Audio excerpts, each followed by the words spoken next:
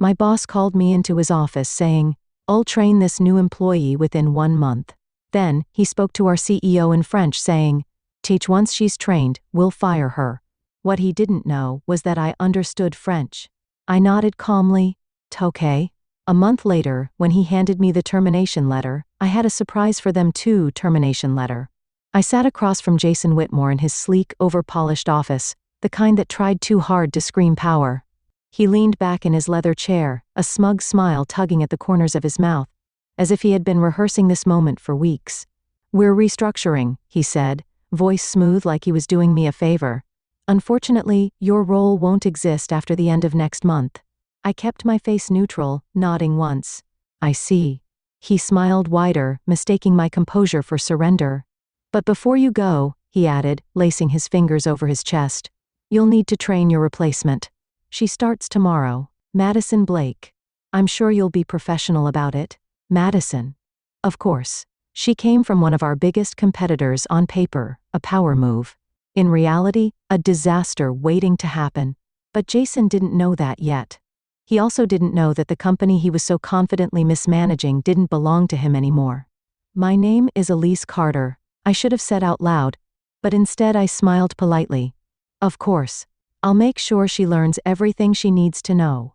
He gave me a little nod, completely unaware that the person he thought he was firing had, 3 months ago, quietly purchased controlling interest in the company through a holding firm he had never heard of, EC Holdings. He never even thought to ask what the E and C stood for. Elise Catherine Carter. I walked out of his office without a word, heels clicking against the cold tile floor, but inside, I was burning. Not with anger, with clarity. I had worked here for 12 years. Started as an associate nobody noticed, worked late nights nobody thanked me for, built campaigns that won awards Jason claimed credit for. But I had been paying attention all this time. More than that, I had been preparing. The real story started years ago, long before Jason took over, when his father Charles Whitmore ran this place with vision and fairness. Charles had seen something in me back when I was just a quiet strategist with too many ideas and not enough confidence. He taught me how to turn both into power. He believed in potential. Jason believed in appearances. And now he thought he was getting rid of me. As I reached my office, I passed the framed photo of Charles and me from the company's 20th anniversary. He had given me my first leadership role. That day he told me, "Success is not a title, Elise. It's what you do when no one sees you working." Well, no one had seen me buying up shares. No one had seen me build EC Holdings. No one had seen the hours I spent with lawyers and financial advisors quietly, carefully becoming the real owner of Whitmore Strategies. Jason thought he was in control, but tomorrow morning the board would meet, and he would learn the truth. I wasn't being dismissed. I was just getting started. As I walked back to my office, the hallway felt distant, muffled under the weight of everything I had held in for years. I kept my expression steady, nodding politely to the junior associates who still thought I was just the head of marketing, just another employee being pushed out by Jason Whitmore. 12 years ago, when I first stepped into Whitmore Strategies, I was a fresh hire, Elise Carter, marketing associate, eager and invisible. Back then, the company was run by Jason's father, Charles Whitmore. He was stern but fair, a man who believed success was built, not inherited. He noticed what others didn't, including me. He challenged me early, throwing complex projects my way and expecting me to swim. I did. I worked harder than anyone, staying long after others left, learning every piece of this business, sales funnels, client behavior, product development, investor psychology. Charles pushed me, but he also protected me. He saw talent, not gender, value, not title. When he promoted me to director, he pulled me aside and said, "You've got something most people never figure out, quiet strength. Don't let anyone talk you out of it." I never forgot that. But 3 years ago, Charles died suddenly. A stroke. No warning. Just gone. Jason took over within a week. And from the moment he sat in his father's chair, the company started to rot. The mission shifted. No more collaboration, no more mentorship, no more integrity. He filled leadership with frat house friends and smooth talkers. People who could charm investors at dinner but couldn't read a market trend to save their lives. I watched talented employees pushed out, innovation stifled, ideas stolen, culture suffocated.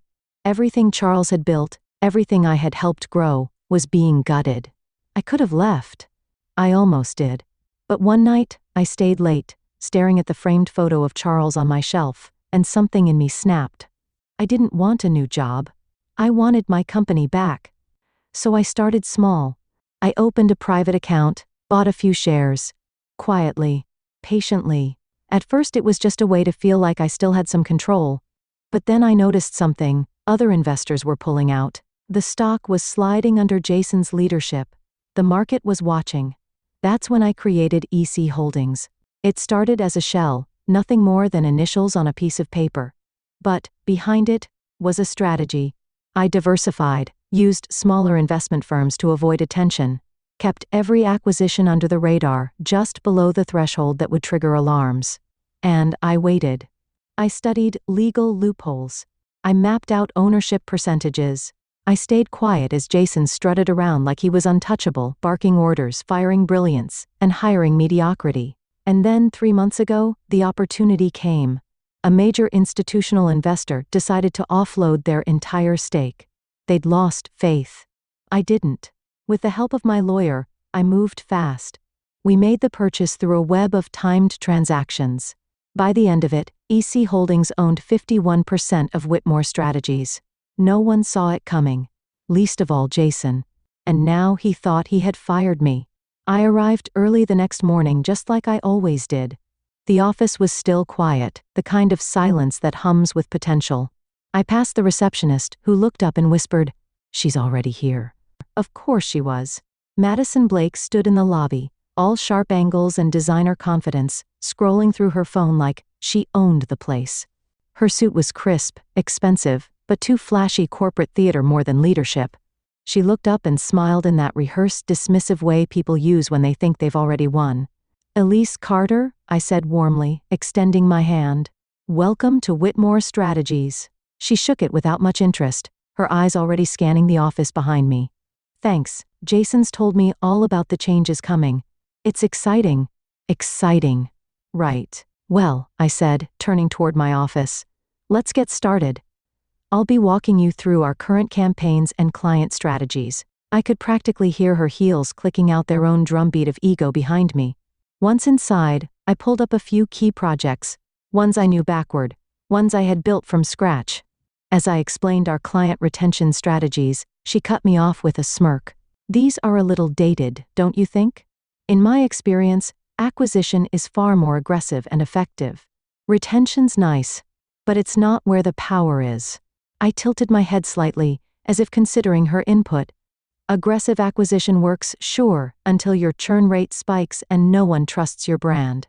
She waved her hand dismissively, like I'd just recited a bedtime story. "We'll be repositioning that whole angle. Jason wants something bolder. Jason knows. Jason plans." I nodded slowly, as if I hadn't already planned to have him out of this building by noon. For the next 2 hours, I let her talk.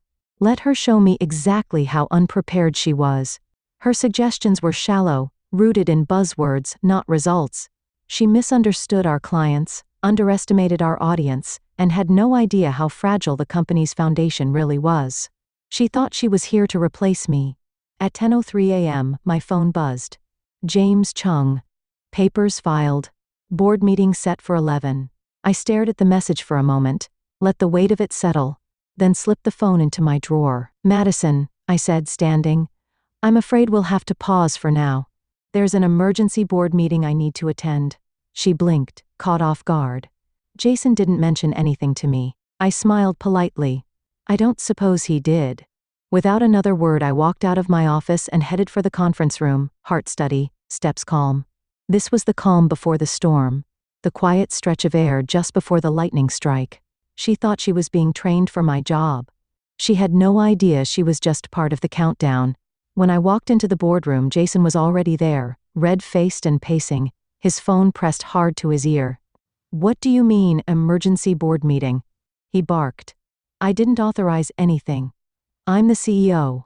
He looked up and froze when he saw me. "Elise, what the hell are you doing here?" "This meeting is for executives only." I walked calmly to the head of the table and sat down. "I know. That's why I'm here, Before he could react, the board members began filing in, some curious, others cautious. Most of them had been pushed to the margins since Jason took over. They hadn't had a real voice in years. But today would be different. James Chen entered last, a leather folder tucked under his arm. He met my eyes, gave a subtle nod, and took his seat. Jason was still fuming. "You can't just walk in here and I didn't," I interrupted, voice calm. "I called this meeting as majority shareholder." The room fell silent. Jason looked around, waiting for someone to laugh, to back him up. No one did. James opened his folder and began handing out documents. 3 months ago, I said, standing, EC Holdings began acquiring shares of Whitmore Strategies. As of this morning, the final transaction was completed. The company is now under new ownership. Jason's mouth opened and closed, his brain trying to catch up. EC Holdings, he repeated. That's a third-party firm. That's not it is, I said evenly. EC, Elise Catherine. He staggered a step back, as if the name physically struck him. That's not possible. You're just a marketing director? I finished for him. Just someone you dismissed without a second thought? You were too busy playing CEO to notice the floor shifting beneath you. James cleared his throat. Every transaction has been filed and verified with the SEC. Miss Carter now holds 51% of the company's shares. Jason turned pale. You think you can just take this from me? No, I said. I didn't take it. I earned it. You inherited something you never understood, and then you tore it apart. I reached into my bag and pulled out a framed photo, Charles Whitmore and me, standing side by side at the company's 20th anniversary. I placed it at the center of the table. He built this place with vision, with integrity. I was proud to stand beside him. And I won't let his legacy rot under your ego. Jason lunged forward, slamming his hand on the table. I built this company back from nothing. I gave it edge. I made it aggressive. You made it hollow, I said, walking eyes with him. And now it's time for leadership to return to someone who actually cares about what we're building. Janet Liu, one of the longest-serving board members, stood up. I move to vote on new leadership. I second, came another voice. Within minutes, the vote was unanimous. Jason Whitmore was no longer CEO. Security was called. He screamed about lawsuits, about betrayal.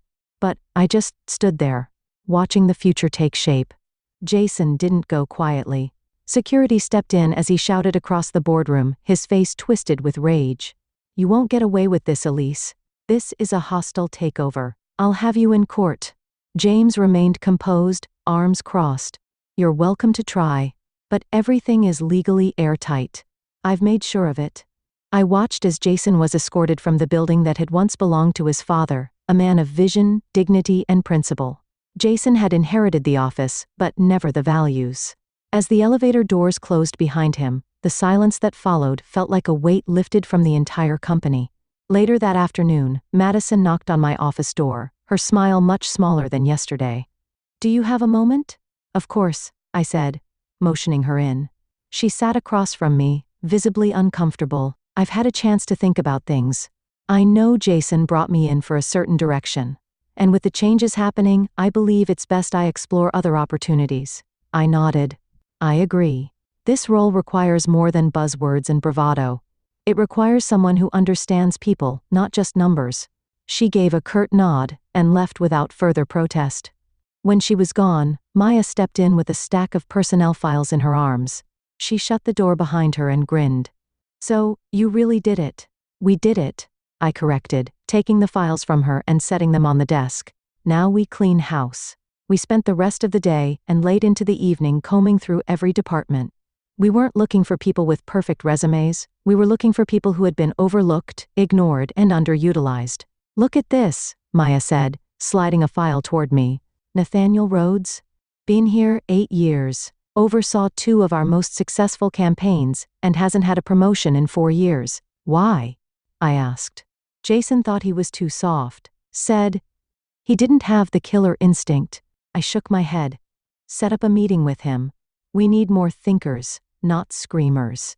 Another name stood out, Tasha Lin, a junior developer whose work had quietly driven 3 of our biggest platform improvements. No one ever mentioned her in meetings, but her code spoke volumes. We kept digging, and with each discovery, I felt something shift. This wasn't about revenge. This was about rebuilding. By the end of the week, the mood across the office had changed. People were no longer walking on eggshells. There was laughter in break rooms, conversations in hallways, ideas scribbled on white bars again. We reinstated Charles's mentorship program, revived the innovation lab Jason had shut down, started scheduling town halls with real conversations, not rehearsed presentations.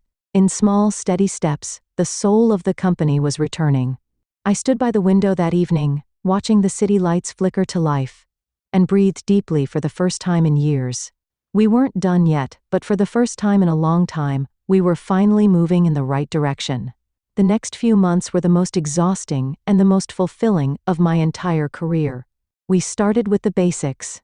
The mentorship program Charles had once cherished was the first to return. Employees who had been overlooked were now guiding new talent, building relationships that didn't just strengthen the work, but the people behind it. For the first time in years, younger staff weren't afraid to ask questions. Veterans didn't feel invisible.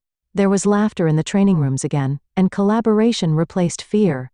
We reopened the innovation lab, dusty and in use since Jason shut it down to cut costs. Within weeks, it was buzzing literally. One team prototyped a software tool that streamlined internal communication. Another started developing a product that would later catch the attention of one of our biggest former clients. The office itself began to change. It was subtle at first, an intern decorating her desk with plants, someone bringing in a radio playing soft music near the coffee bar. But slowly, the air shifted. The tension that had settled into every corner under Jason's reign began to lift. Our old clients started coming back, quiet emails at first, then scheduled calls. They had noticed the change, they said.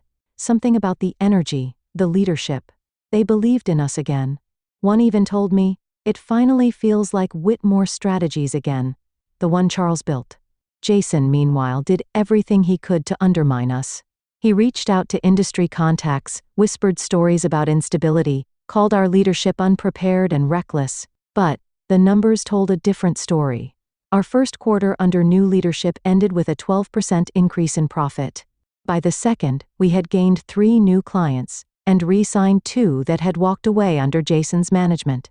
Employee satisfaction surveys came back overwhelmingly positive. Words like hopeful, valued, and finally heard kept repeating. At all hands meetings, I started recognizing faces again, not just names on reports. People were engaged, asking questions, offering ideas. Some approached me in the halls just to say thank you. Others didn't say anything, but their eyes told me everything: relief, gratitude, possibility. One afternoon, Maya brought me a letter from a junior analyst who had been promoted. She had written, "This is the first time in my career I don't feel invisible." I read it 3 times before placing it in the drawer beside Charles's photo. There was still work to do, dead weight to clear, systems to streamline, voices to uplift, but we were no longer surviving. We were building again. Late one evening, as the office quieted around me, I walked the floor. Lights still glowed from conference rooms where teams stayed late by choice, white bars filled with ideas and sticky notes. People weren't here because they had to be. They wanted to be. And I realized this wasn't just a comeback. It was a return to purpose. To what Charles had started. To what I had fought for. And to what we all now believed in again. 1 year to the day since the takeover, I stood on the stage of our town hall, looking out over a sea of faces, some new, some familiar, all part of something we had built together. The auditorium buzzed with quiet anticipation, but beneath the noise was something deeper. Gratitude. Belonging. Hope. I took a breath, steadying myself as the lights dimmed slightly and the screen behind me lit up with the company's new logo, cleaner, bolder, and backed by a team that finally believed in it again. Exactly 1 year ago, I began. I stood in this building as our company faced a moment of reckoning. Some of you remember what it felt like back then: uncertainty, tension, the weight of voices that had been silenced for too long. Heads nodded. A few employees smiled quietly. Others leaned in. I never wanted to lead out of revenge, I continued. I didn't step into this role to prove a point or take a throne. I stepped up because I believed, deeply, that what we had here was worth saving, worth fighting for, and I wasn't alone in that. Applause broke out across the room, but I lifted a hand gently, and it quieted. Leadership isn't inherited. It's earned. And legacy isn't what you leave behind. It's what you build while you're still here.